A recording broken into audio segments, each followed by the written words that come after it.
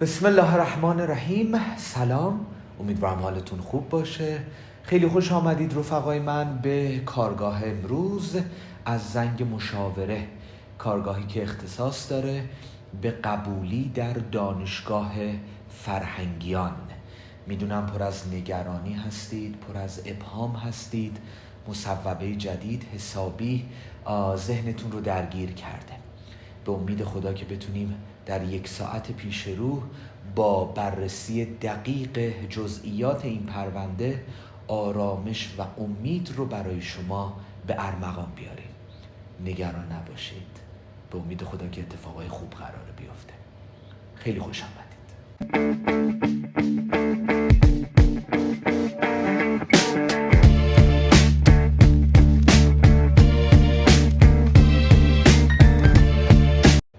خب، حسابی دانشگاه فرهنگیان و اطلاعیه سازمان سنجش خبرساز شده. تغییراتی که به وجود اومده، چه از نظر شیوه گزینش، چه از نظر شرایط گزینش، حسابی ذهنتون رو درگیر کرده. قطعاً به طریق اولا ذهن خانواده های محترمتون هم درگیر شده. اما در یک کلام قبل از اینکه ورود بکنیم ریز به ریز همه چیز رو بررسی کنیم، خدمتتون عرض بکنم تغییرات رو به جلویی هست. یعنی اگر بدانیم که باید چه بکنیم، اگر بدانیم که چجوری خودمون رو باید آماده بکنیم، من به شما یه قولی میدم.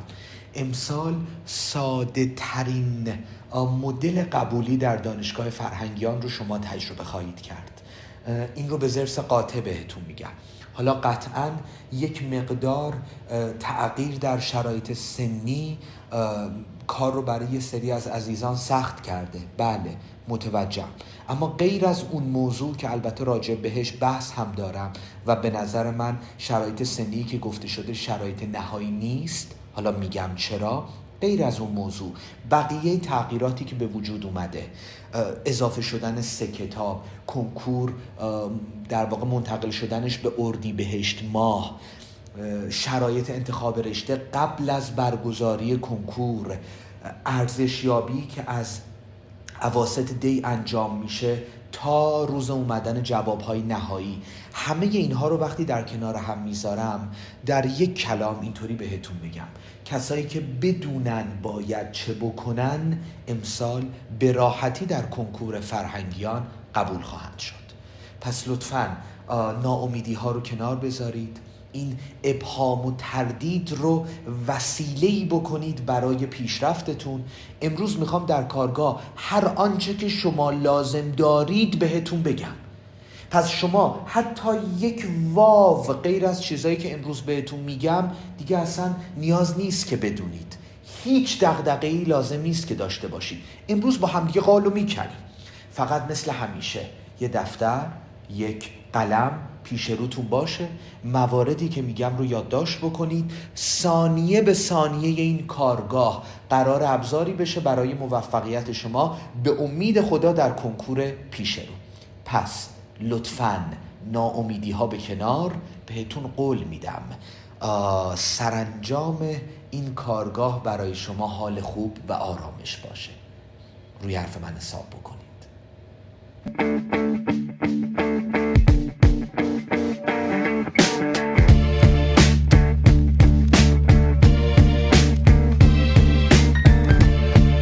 یه چیز جالب بهتون بگم رفقا، من قبلا خودم شرایط این چنینی رو تجربه کردم.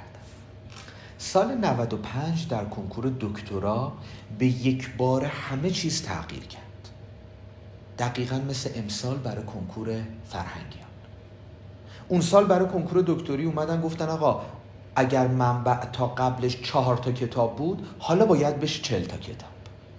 به یک بار همه به هم ریختن.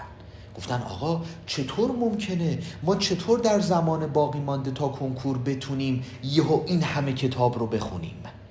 دقیقاً عین اتفاقی که امسال برای کنکور فرهنگیان افتاد. من سال 95 متقاضی کنکور دکتری بودم. اصلا فکر میکنم شرایط اون سال باید اتفاق میافتاد که من همچین چیزی رو از نزدیک لمس بکنم که در همچین روزی بتونم تقریبا مثلا 8-9 سال بعد از اون سال برای شما راجع به این موضوع صحبت بکنم. خیلی جالب بود. در کنکور اون سال خیلی از رفقای من قبول نشدن. علتش هم این بودش که رها کردن. یعنی زمانی که دیدن 4 تا کتاب شده 40 تا کتاب، گفتن آقا ما که نمیتونیم، ول کن. همین که گفتن ما که نمیتونیم ول کن، عرصه برای بقیه بچه ها خالی شد. حاصل کمترین میزان از درصدها اون سال باعث قبولی در کنکور دکتری شد. فقط هم همون اون سال اتفاق افتاده. یعنی این اتفاقی که بهتون میگم فقط در سال 95 در کنکور دکتری اتفاق افتاد. نه قبلش اتفاق افتاده بود نه بعدش دیگه اتفاق افتاد. ولی در اون سال این در واقع تغییر روند برای یک سری از رفقا هزینه شد، برای یک سری از رفقا فرصت شد. باورتون نمیشه در سال 95 کسایی که اصلا فکرشو نمی کردن در کنکور دکتری قبول شدن و اتفاقا خیلی از کسایی که خیلی درس خون بودن قبول نشدن. چرا؟ چون اومدن با عقل منطقیشون پیش رفتن. گفتن 4 تا کتاب بود، ما برای اون 4 تا کتاب میخواستیم آماده بشیم، حالا که شده 40 تا کتاب دیگه نمیتونیم به اون حد اکثر آمادگی برسیم، پس اصلا ولش کن، نمیخواد کنکور دکتری بدیم. اینا کنار رفتن، عرصه برای بقیه باز شد. بقیه نگاهشون چی بود؟ گفتن آقا منابع جدید اضافه شده، خیلی خوب، تا جای ممکن میخونیم، حالا همونی که خوندیم رو میریم میزنیم دیگه. اینا رفتن و قبول شدن. اگر من بهتون میگم با امسال در کنکور فرهنگیان قبولی بسیار ساده هستش، یکی از مبانی فکریم تجربه‌ایه که از سال 95 کنکور دکتری دارم. من امسال میدونم چه اتفاقی میفته، چون این موضوع رو یک بار لمس کردم، با گوشت و پوست و استخونم دیدم که چطور خیلی از بچه ها با حد اقلی از توانمندی تونستن قبول بشن. امسال هم همین رو بهتون میگم. کسایی که الان جا میزنن بازنده های اصلی این رقابتن. کسایی که میگن کنکور اومد اردیبهشت ما دیگه نمیرسیم، بازنده های اصلی رقابتن. کسایی که میگن 3 تا منبع اضافه شده ما هیچی ازش نمیدونیم پس کلا نمیخونیم، بازنده های اصلی رقابتن. کسایی که میگن کلا خود دروس تخصصی اونهایی که داریم براشون تلاش میکنیم کلا میخواد 15% تأثیر داشته باشه پس ولش کن، اصلا امسال فرهنگیان شرکت نمیکنیم، بازنده های اصلی رقابتن. و برنده کسایی هن که با آرامش تا جایی که میتونن میخونن، پیش میرن، با یک استراتژی درست، چه برای تشریح خوانی چه برای تستی خوانیشون، قشنگ کار رو جلو میبرن و امسال خواهیم دید درصدهای پایین قبولی‌های دانشگاه تربیت معلم خواهند بود. این خط، این نشون. پس با آرامش کارهایی که میگم رو گوش بدید، از من تضمین شده بدونید اگر اتفاقهای این کارگاه رو برای خودتون رقم بزنید قطعاً دعوت به مصاحبه فرهنگیان خواهید شد. تردید نکنید. حالا برای روز مصاحبه داستان مخصوص خودش. ولی تکرار میکنم، اگر کارهایی که امروز بهتون میگم رو انجام بدید به مرور در زمان باقی مانده، شما به مصاحبه دانشگاه فرهنگیان دعوت خواهید شد. تمام.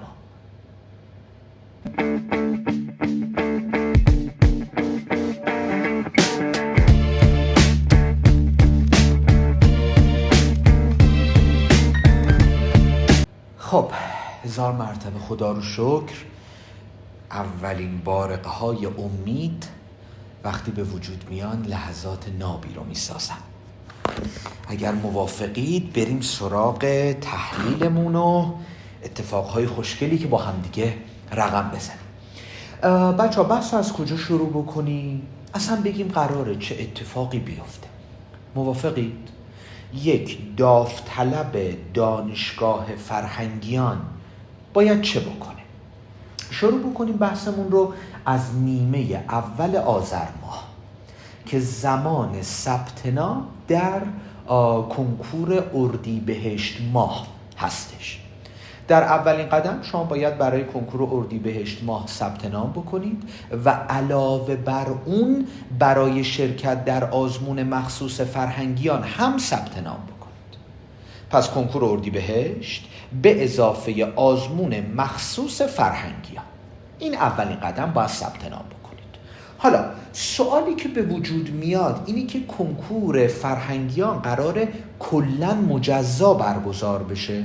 نه، قراره به انضمام کنکور اردیبهشت باشه. یعنی چی؟ یعنی شما میرید سر جلسه میشینید برای کنکور اردیبهشت، حالا یا در قالب رشته انسانی یا در قالب رشته تجربی یا ریاضی یا هنر یا زبان، هر کدوم از این 5 تا کنکور اردیبهشت رو شرکت میکنید. کنکور اردیبهشت رو میدید، بعد که دفترچه رو ازتون گرفتن، یعنی بهتر بگم دفترچه ها رو ازتون گرفتن و قاعدتاً دیگه داره تموم میشه، دفترچه مخصوص دانشگاه فرهنگیان رو بهتون میدن، دفترچه 3 اون 3 تا درس. پس کنکور فرهنگیان اینطوری نیست که خب بیایم خونه یه روز دیگه بریم برای فرهنگیان، نه، همون جایی که میری کنکور اردیبهشت رو میدی، دفترچه های معمول که تموم شد، همون دروس اختصاصی، دفترچه 3 فرهنگیان رو هم بهتون میدن، 3 تا درسی که در یه دفترچه هست اون رو هم در واقع سوالاش رو میزنید و بعد کنکور کلا تمام میشه، کنکور اردیبهشت. حالا قاعدتاً کسایی که متقاضی دانشگاه فرهنگیان نیستن دیگه اون رو ندارن.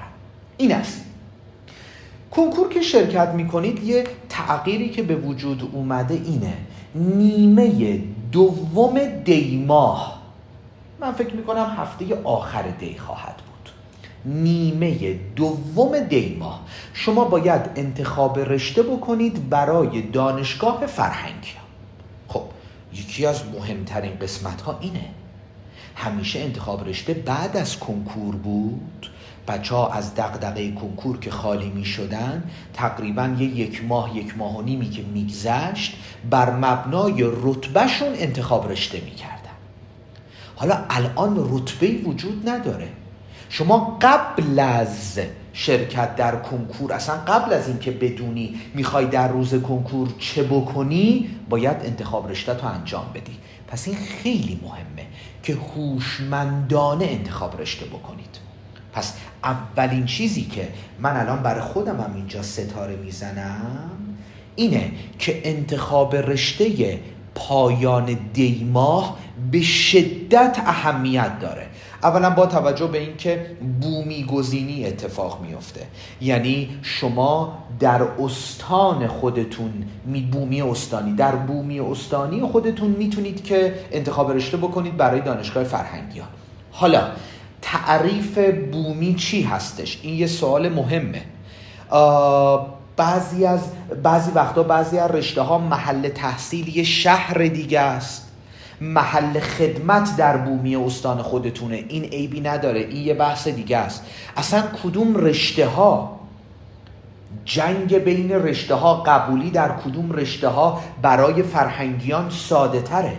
یعنی یک بحث خیلی مهمی که وجود داره اینه که ما نباید فقط ذهنمون بره سراغ خود روز واقعه، نه، قبلش انتخاب رشته دی ماه یکی از اون بزنگاه‌هاییه که خیلی شانس قبولی ما رو بالا میاره. یعنی تقدم تأخرهایی که در انتخاب رشته وجود داره، اولین مسئله، اولین قدمیه که باید محکم برداشته بشه.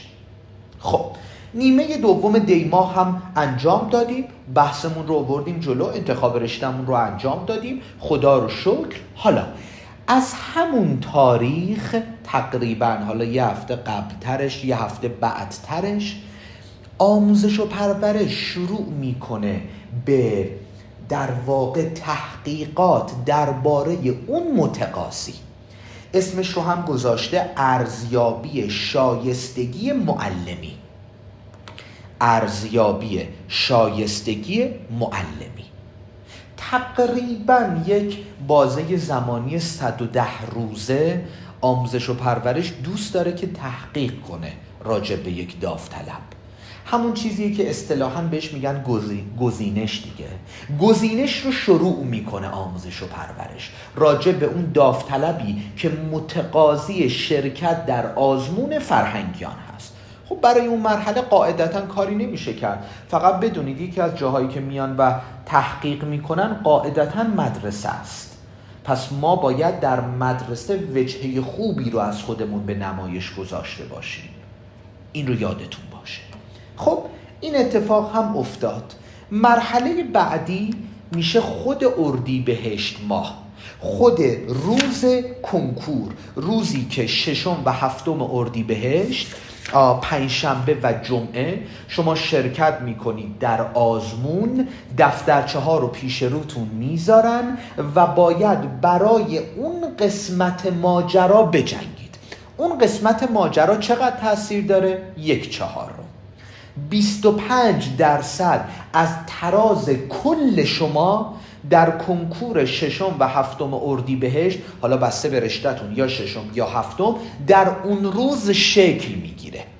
در دل خود اون 25% عزیزای دل من 15% اختصاص داره به همون دروسی که تا الان هم براش داشتید تلاش میکردید، یعنی ریاضی و فیزیک و شیمی و زیست، یا ریاضی و فیزیک و شیمی، یا فلسفه و جامعه و تاریخ و جغرافیا و ریاضی و فنون و فلسفه و منطق.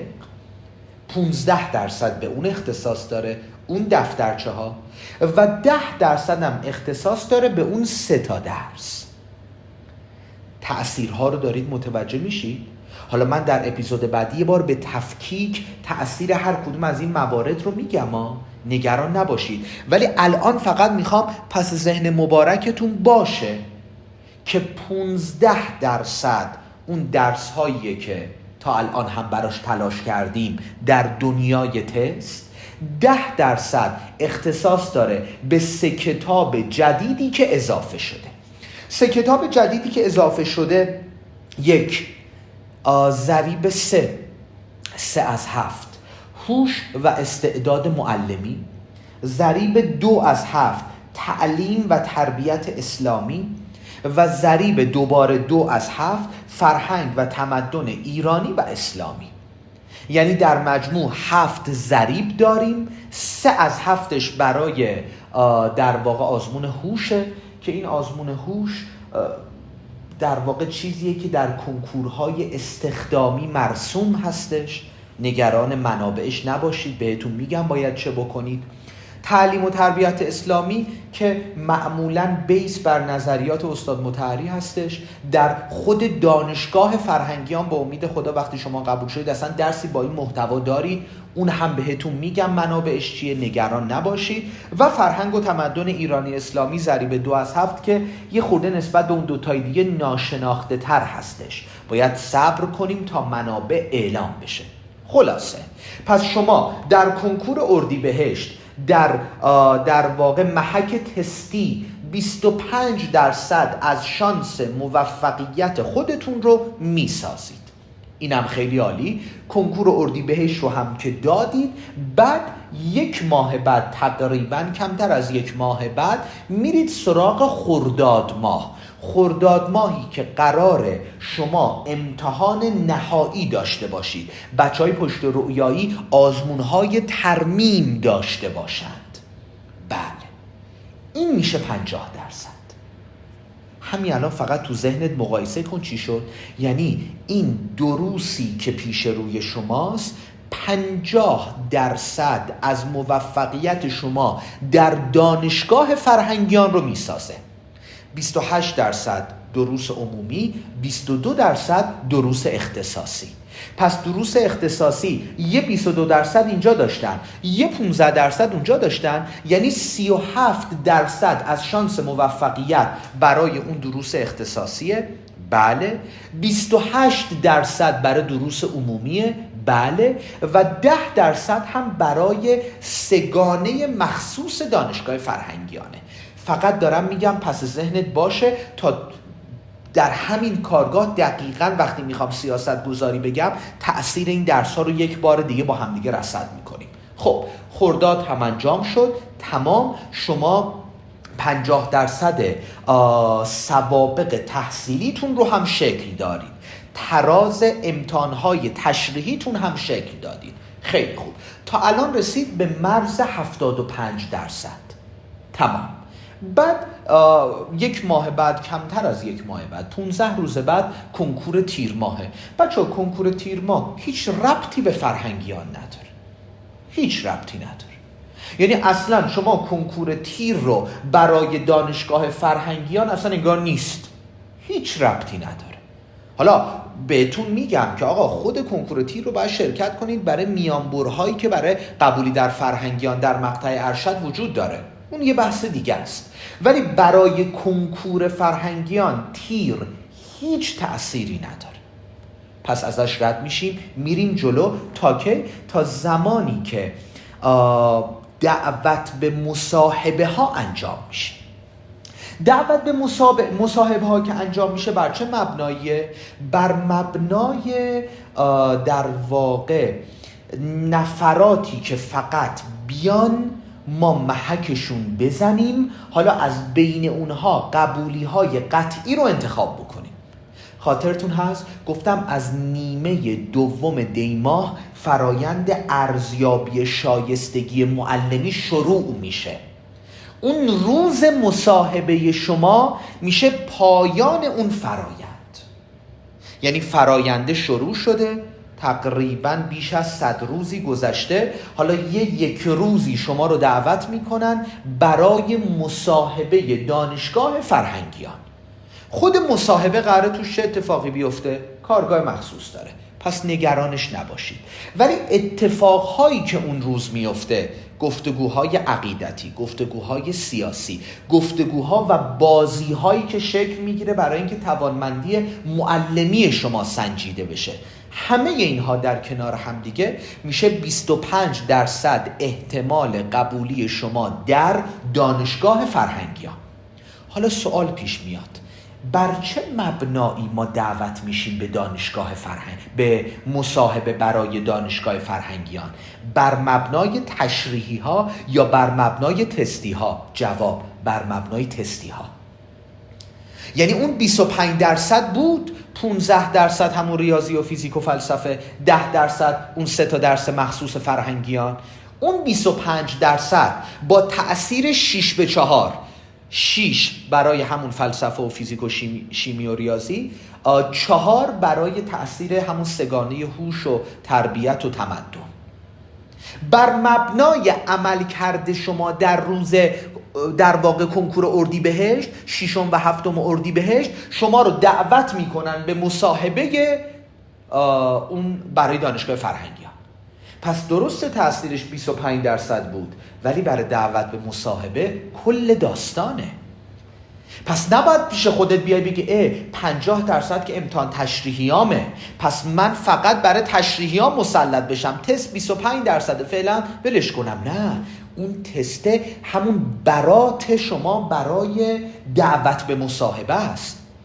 پس بر مبنای عمل کرده شما در دنیای تست 6 و 7 اردیبهشت شما رو دعوت میکنن به مصاحبه. خب میدونید دیگه، دعوت به مصاحبه به معنای قبولی 100% نیست. نه، بر مبنای مصاحبه ای هم که انجام میشه، این پازل چند تیکه کامل میشه، یک تراز کل برای شما در واقع شکل میگیره، ترازی که از همه اینهایی که گفتم در واقع تشکیل شده. بر مبنای اون ترازتون شما میگن به امید خدا قبول شدید در دانشگاه فرهنگیان یا نه.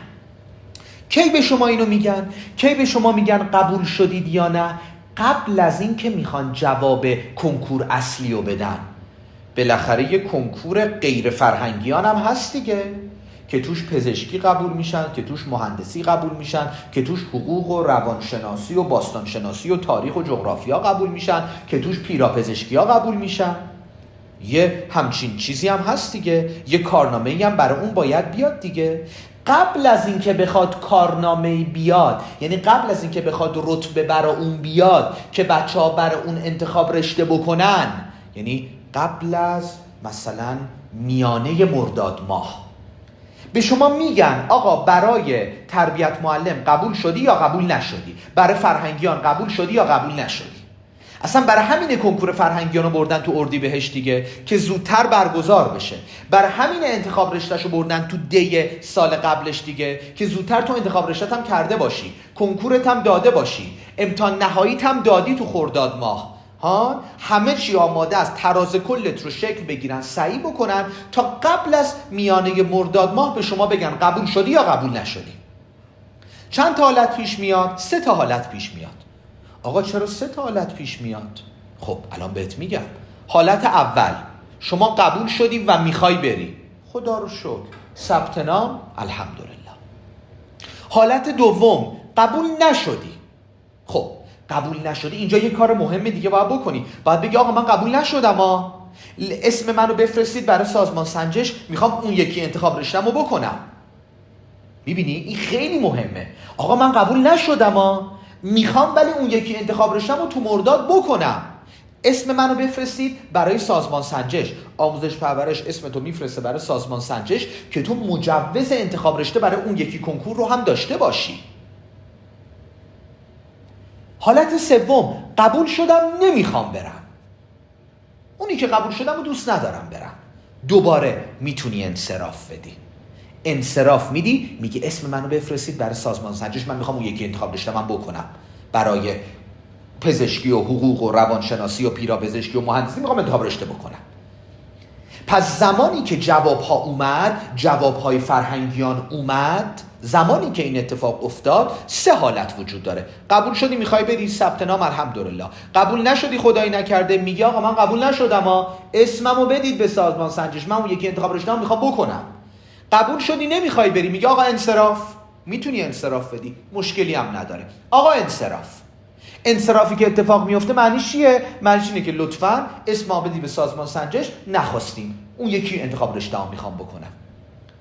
بعد که این اتفاق افتاد، شما دیگه توی مرداد ماه، اواخر مرداد ماه انتخاب رشته اون یکی انتخاب رشته تو انجام میدی و بعدم میری برای به امید خدا دیگه حالا اتفاقهای اونجا که به وقتش میگم. پس شما قبل از این که بخوای اصلا برای اون یکی انتخاب رشته اعلام آمادگی بکنی، تکلیف تربیت معلم مشخص شده برات، تکلیف فرهنگیان مشخص شده، یا میخوای بری یا نمیخوای بری. اگر میخوای بری دیگه حق انتخاب رشته تو اون یکی کنکور رو نداری. مثل سالهای قبل نیستش که به شما بگن که آقا مثلا اینو برای فرهنگیان قبول شدی، اینم غیر فرهنگیان قبول شدی، کدومو دلت میخواد بری؟ اینجا اول تو باید ببینی برای فرهنگیان قبول شدی یا نشدی، خدا رو شکر. حالا هر تصمیم گرفتی بر مبناش اون یکی تصمیم مشخص میشه. اگر بخوای فرهنگیان بری، اصلا دیگه نمیتونی اون یکی انتخاب رشته رو بکنی. اگر نخوای بری، حالا چه قبول شدی چه قبول نشدی، میگی سازمان سنجش برات فضای اون یکی انتخاب رشته رو مهیا میکنه. این میشه اتفاقهایی که میفته. حالا یه کوچولو هم اینجا بحث رو ادامه بدم قبل از اینکه برم اپیزود بعدی. ایشالله قبول شدید، رفتید، کاری که باید رو انجام دادید، به امید خدا درستون رو خوندید در دانشگاه، بعدش یه آزمون جامع قراره ازتون بگیرن. دقیقا همون اتفاقی که بعد کنکور دکتری میفته. یعنی یه آزمون جامع دارید به نام گواهینامه صلاحیت معلمی. بعد از اینکه کل تحصیل تموم شد، این 3-4 سال تموم شد، بعدش یه آزمون جامع ازت میگیرن، یه گواهینامه بهت میدن برای صلاحیت معلمی. اون گواهینامه رو که وقتی میگیری دیگه معلومه که شما میتونید معلم بشید. یعنی این فرایند معلم شدن داره فرایند حرفه‌ای‌تر و جذابتری میشه. خیلی خوب، این اپیزودمون چقدر طول کشید؟ تقریباً 20 دقیقه. این 20 دقیقه رو شاید شما باید 2 بار دیگه هم گوش بدید که چی بشه؟ دقیقاً ریزکاری ها دستتون بیاد. شروع گزینش از دی ماه، انتخاب رشته شما آخر دی، خود کنکور 6 و 7 اردیبهشت، بعد میخوای بری نمیخوای بری قبل از مرداد ماه، خرداد آزمونای تشریحی، تاثیر هر کدوم از اینها 1 بار دیگه باید گوش بدید. خب اما حالا در ادامه میخوایم با همدیگه چه بگیم؟ در ادامه میخوایم 1 بار رصد بکنیم تأثیر هر کدوم از المانهای قبولی چقدره و براش باید چه بکنیم. یعنی هر چی تا اینجا گفتم یه طرف، حالا میخوام بهت بگم چیکار بکن. پس تا قبلش چی گفتم؟ تا قبلش این گفتم که آقا اونا میخوان چی کار بکنن، حالا تو باید چی کار بکنی که بتونی قبول بشی. الان وقت چیه؟ یه چای، یه قهوه برای خودت بریزی، برگردی دیگه. الان هر چی میگم باید همزمان با من بنویسی. آماده اید؟ استراحت کنید، تو اپیزود بعدی منتظرتونم. به.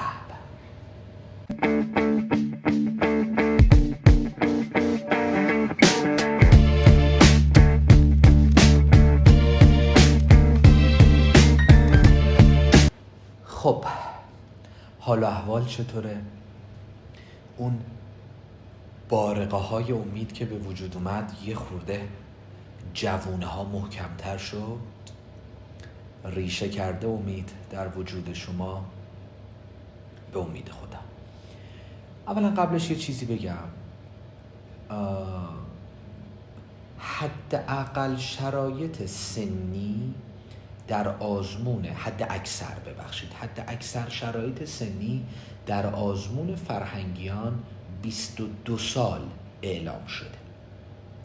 22 سال یعنی چی؟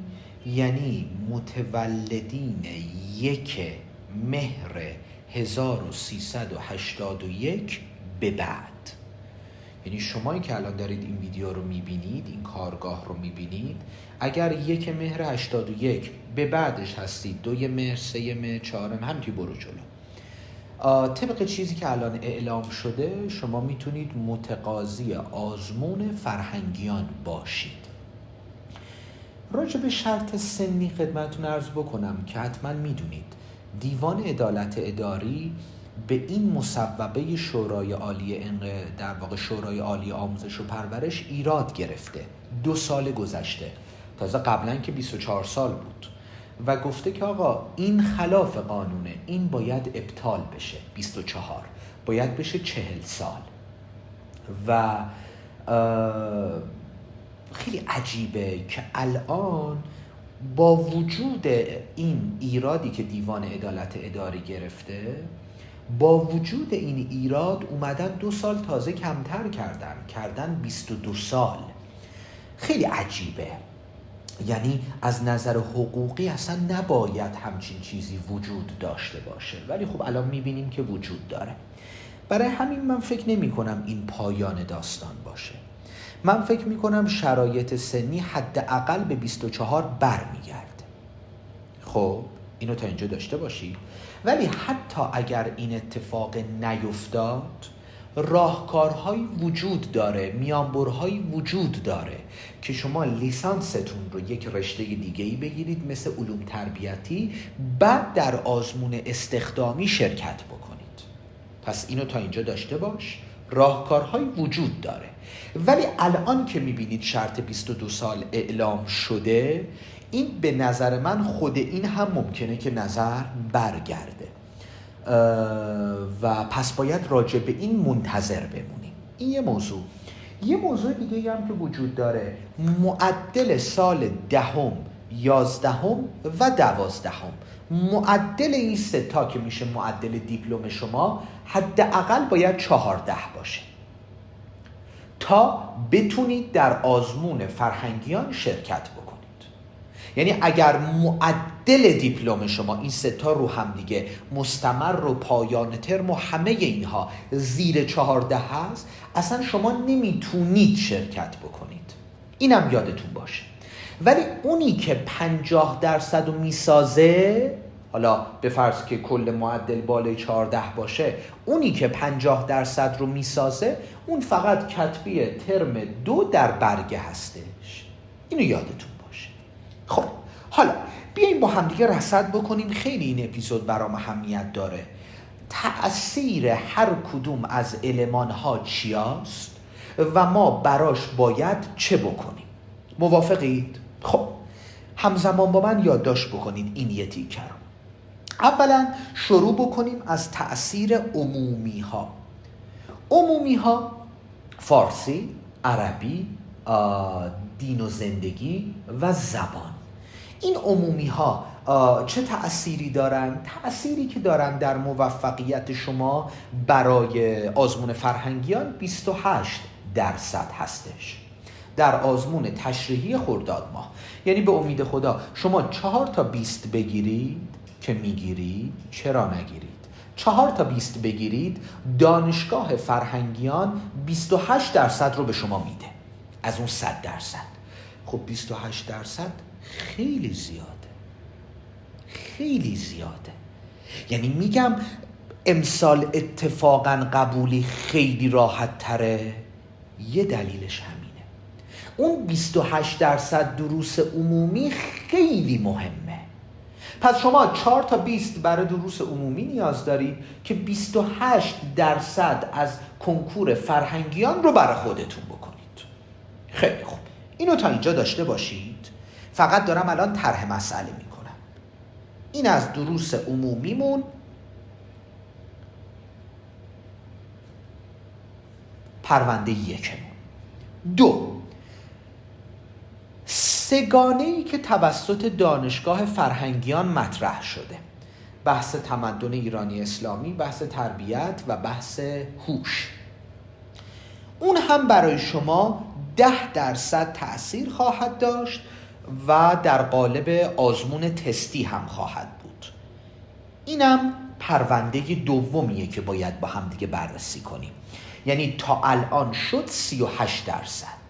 پس 38 درصد میشه 4 تا 20 و 3 تا کتاب. این تا اینجا. برای این 3 تا کتاب برنامه دارم. حتی اگر شده خودم درس بدم درس میدم، ولی یه کاری میکنم این 3 تا کتاب رو برید و 10 درصدش رو بگیرید. پس اینو تا اینجا داشته باش. برای این 3 تا کتاب برنامه دارم. این تا اینجا. 3، پرونده سوممون باشه برای دروس اختصاصیمون. دروس اختصاصیمون 15 درصد در آزمون تستی میاد. بله، یعنی 6 و 7 اردیبهشت تست هایی که میذارن پیش روی شما، و از اون ور هم 22 درصد در آزمون تشریحی میاد. یعنی پرونده شماره 3 خودش میشه 3+1 15 درصد دروس اختصاصی تستی، و از اون ور 3+2 دروس اختصاصی تشریحی توی خرداد ماه. پس آقا 22 درصد 15 درصد، یعنی سهم تشریحی از تستی قاعدتاً خیلی مهمتره. این رو حواستون هست؟ تشریحی از تستی در دروس اختصاصی الان مهمتر شد و این اتفاق خیلی مهمیه. یعنی شما حالا بذار الان نمیخوام سراغ راهکار برم، راهکار رو به وقتش پرونده به پرونده دونه دونه میام جلو. الان فقط دارم پرونده هامو کدگذاری میکنم، ولی در واقع دیگه فقط بیایم ریاضی رو مثلا تکنیکی بخونیم، این در واقع دیگه جواب نمیده. چرا؟ چون شما از اون ور یه 22 درصد تأثیر اختصاصی ها دارید در روز تشریحیتون. یعنی الان مطلب رو که یاد میگیری انقدر باید عمیق یاد بگیری که هم تستی باشه هم تشریحی. ولی وایسا، حالا تو اپیزود بعدی راهکار رو میگم، نگران نباش.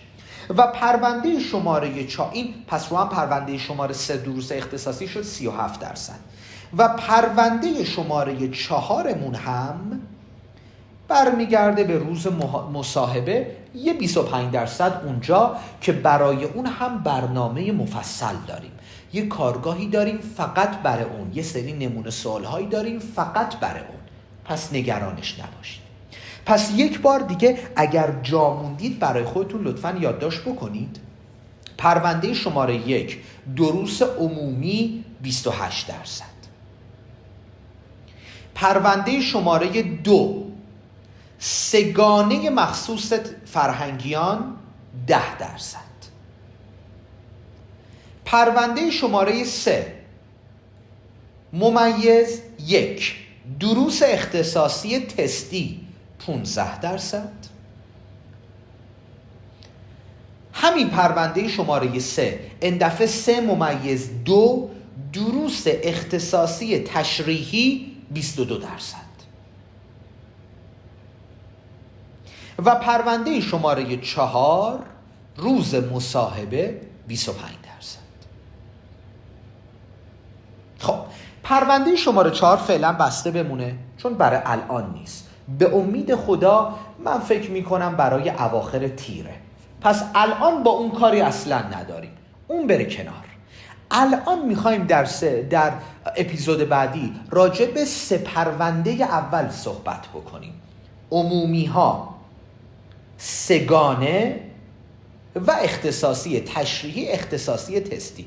این 3 پرونده رو در اپیزود بعدی پیش رومون میخوایم بذاریم و بگیم برای هر کدوم باید چه بکنیم، کی اون کار رو انجام بدیم تا به امید خدا امسال قبولی قطعی فرهنگیان باشیم. درست شد؟ تو اپیزود بعدی منتظرتونم.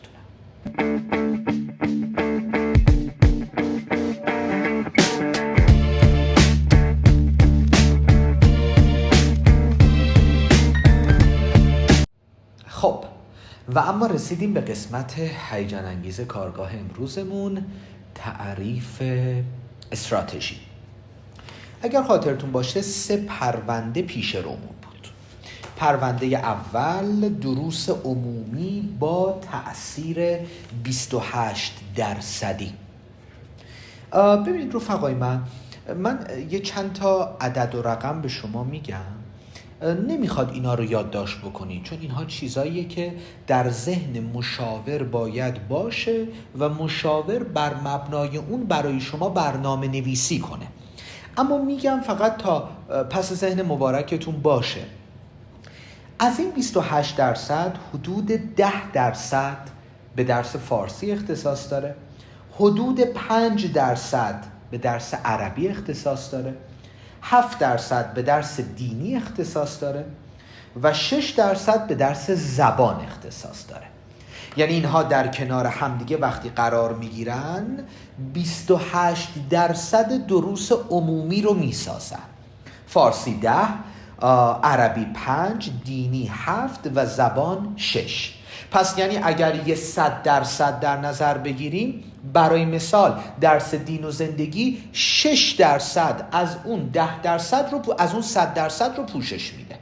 پس یعنی شما اگر در امتحان نهایی خرداد ماهتون، حالا چه برای امتحان نهایی چه برای ترمیم، دینیتون رو 20 بگیرید، از اون 100% 6% رو برای خودتون پوشش دادید.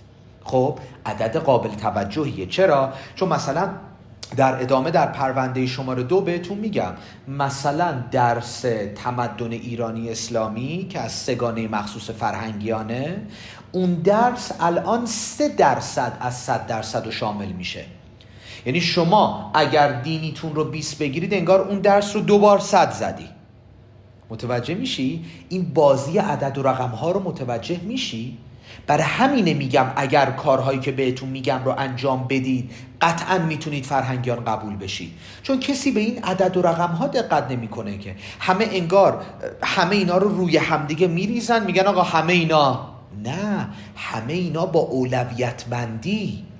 مثلا درصد یعنی میزان تاثیرگذاری 20 فارسی که شما میگیرید 10%. یعنی چی؟ یعنی شما اگر فارسی تو 20 بگیری انگار اون سگانه هوش و تمدن و تربیت و 3 تاشو رو هم دیگه 100 زدی. چون اونا هم رو هم دیگه 10% از 100% رو میساختن دیگه. حالا یه 20 فارسیت همون 10% رو میسازه. حاله داره خوب میشه؟ متوجه میشید همه چی تحت کنترله؟ ها؟ پس حواستون باشه پرونده شماره 1 مون 28% دروس عمومیمون به ترتیب فارسی 10%، عربی 5%، دینی 7% و زبان 6% از کل رو میسازه. حالا با چه استراتژی جلو ببریم؟ این استراتژی رو من قبلا توی کارگاه تشریحی خوانی هم گفتم. 2 تا از این درس‌ها رو باید انتخاب بکنیم، یادداشت بکنید تا پایان بهمن ماه تمومش بکنیم. 2 تا از درسای عمومی تا پایان بهمن ماه تمام بکنیم بسته به این که کدوم اعتماد به نفس کمتری روش داری. اصلا به ضرایبی که گفتم دقت نکن. بسته به اینه که کدوم اعتماد به نفس کمتری روش داری. این دوتا رو برای خود جمع میکنی، تمام. از اون ور دوتای دیگه عمومی که میمونه اون رو تا پایان فروردین تمام میکنی. این استراتژی برای دروس عمومی، یعنی شما تا آخر فروردین به این نقطه میرسید که 28% کنکورتون رو برای خودتون بکنید. بی‌نظیره. اصلا این 28% رو شما بگیرید بچه ها، مثل این میمونه که کنکور اختصاصی، دروس اختصاصی همه رو 100 بزنی.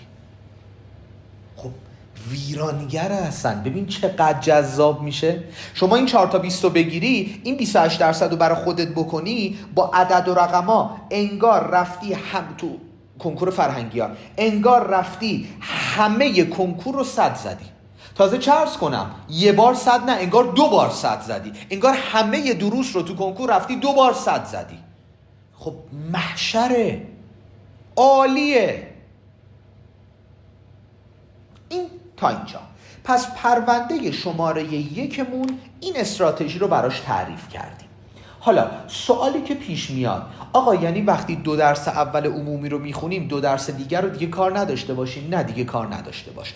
2 درس عمومیت رو بخون، تموم شد تا آخر بهمن. 2 درس دیگر رو بیار وسط، جدید بخون تا آخر فروردین. بعد کی دورش بکنیم؟ هیچی. کنکور اردیبهشت رو که دادی، نیمه دوم اردیبهشت این 4 تا رو دوره میکنی. 4 تا 20 امتحان نهایی من ازتون میخوام. از بچهای پشت رویاییم 4 تا 20 ترمیم برای عمومی ها رو میخوام. چرا؟ چون 28% برای فرهنگیانه. شاهکار این تأثیر، شاهکار این تأثیر.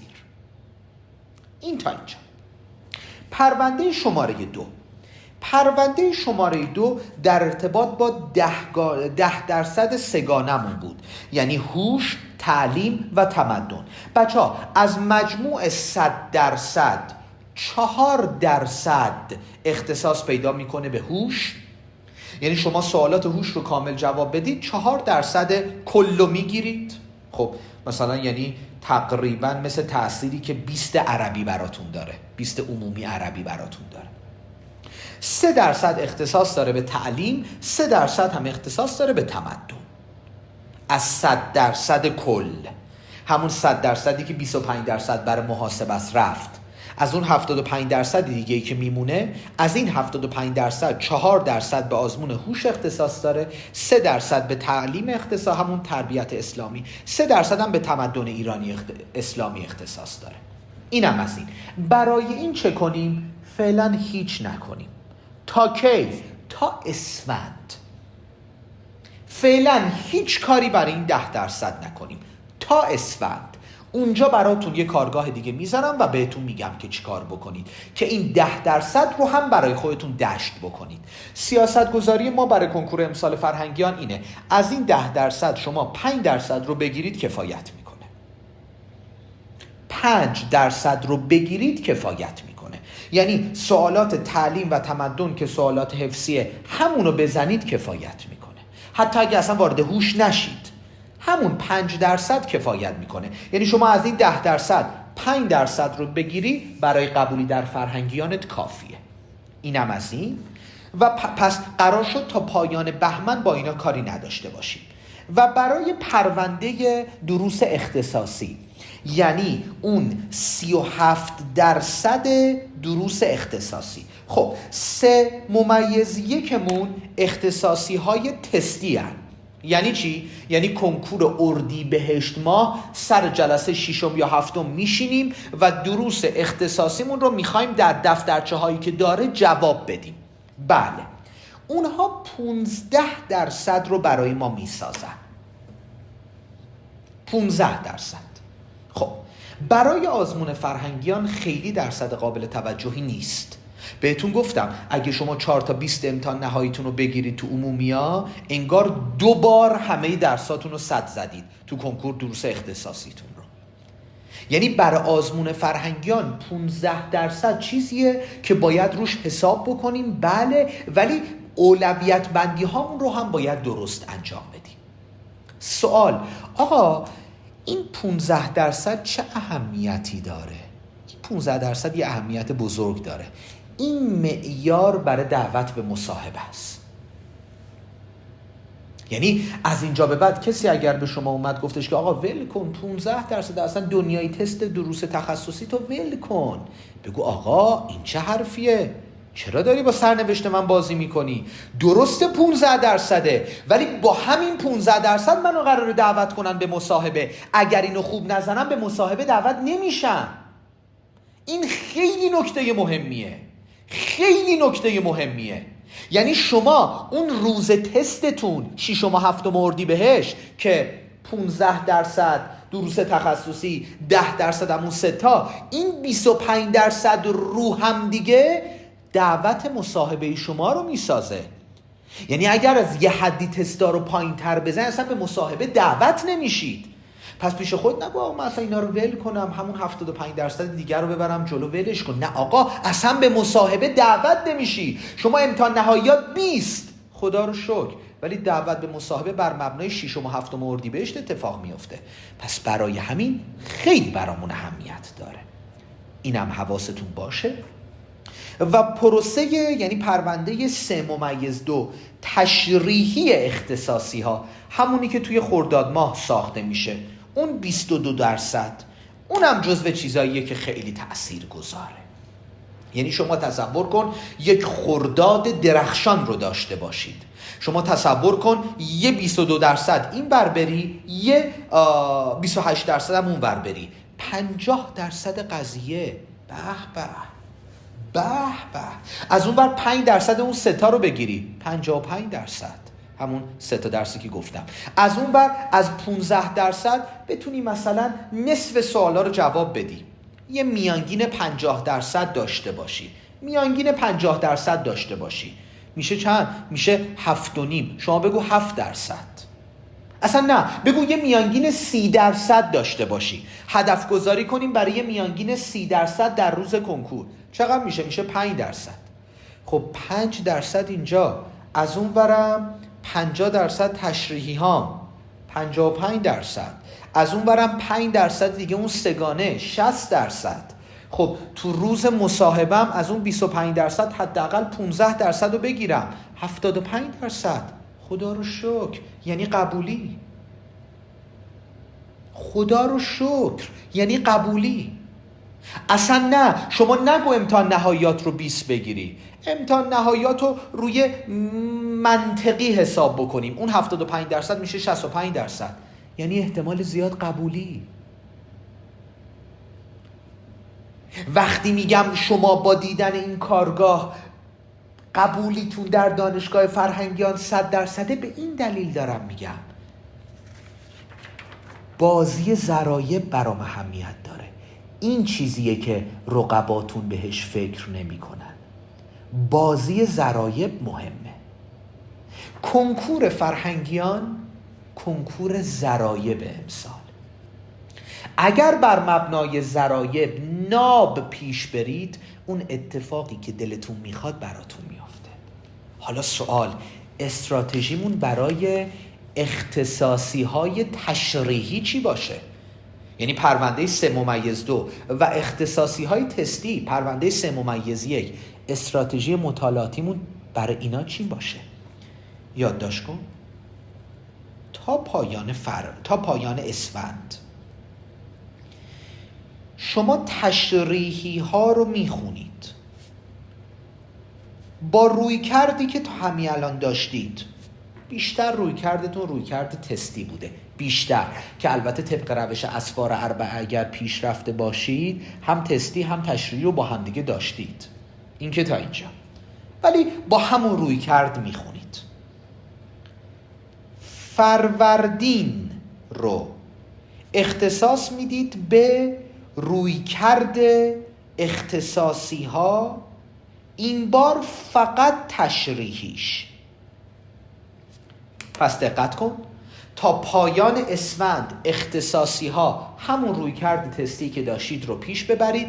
فروردین 1 ماه فقط تشریحی، فقط تشریحی. اون 50% ناب که 22%ش برای اختصاصی ها بود. خب اردیبهشت میخواد شروع بشه. خب قبل از اردیبهشت 1 هفته قبل اردیبهشت که قاعدتاً برای کنکور اردیبهشت باید جنبندیامونو بکنیم، اون که هیچی. بعد کنکور اردیبهشت یعنی 3 هفته پایانی اردیبهشت، اون رو فقط بذاریم دوباره برای جمع‌بندی تشریحی ها، حالا چه اختصاصیش و چه عمومیش. تموم شد. کنکور اردیبهشت ناب، اون 25%، خرداد تشریحی ها ناب، اون 50%، 75%، میمونه 25 دیگه برای مصاحبه که یادتون میدم باید چی کار کنید. نگران نباشید. تمام. واقعاً بینی و بین الله آیا قبولی در دانشگاه فرهنگیان با این چیزایی که الان بهتون گفتم سخته؟ خدا رو شاهد میگیرم که نه. یعنی قشنگ اگر با همین استراتژی جلو برید، آرام و دقیق بر مبنای اولویت ها، چقدر ناب میتونید کار رو جلو ببرید. پس شما تا پایان اسفند اختصاصیات رو با همون روی کردی که داشتی ببر جلو. فروردین فقط تشریحی اختصاصیات رو ببر جلو، فقط. هفته اول اردیبهشت که برای کنکور اردیبهشت جنبندی و دوره. 3 هفته بعد دوباره فقط جنبندی کن برای تشریحیات، حالا اختصاصی و عمومی در کنار هم. خرداد درخشان. عمومی ها تا پایان بهمن 2 تا عمومی رو بذار جلوت، 2 تا عمومی دیگر رو بذار کنار، این 2 تا رو ببند برای 20. اسفند و فروردین 2 تا عمومی دیگر رو بذار جلوت، ببند فقط برای 20. 3 هفته آخر اردیبهشت دوباره دوره این 4 تا 20 تو بگیر. تمام. متوجه شدید؟ اون امیده بود که اولش نبود، بعد ریشه کرد، بعد جوونه، الان یه درخت تنومندی شد. حالتون خوش شد؟ به خدا رو شکر، 1000 مرتبه خدا رو شکر. ایشالله که همیشه حالتون ناب باشه. ای جانم، آخیش 1000 مرتبه خدا رو شکر. اینم از تعریف استراتژی برای دانشگاه فرهنگیان. بیاین اپیزود بعدی که آخرین گفتگومونم با هم دیگه بکنیم و قرار و مدارامونو بذاریم و برید دیگه به سلامت. بیاین، منتظرتونم یه لینکی رو براتون بگم، یه لینکی رو براتون بفرستم. بیاین بهتون میگم چی کار بکنید. بفرمایید.